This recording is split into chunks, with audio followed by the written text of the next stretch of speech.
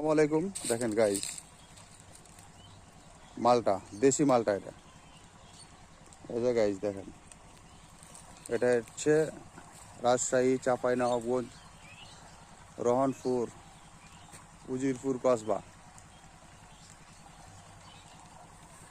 দেখেন, আল্লাহর রহমতে আমাদের দেশে কেরাসিন আর লবণ বাদে সবই চাষ হয়। এর আগের ভিডিওতে দেখাইছিলাম খেজুর, খেজুর গাছ, দেশি খেজুর। এই যে গাইস দেখেন, এগুলা সব ঢাকা শহরে যায়।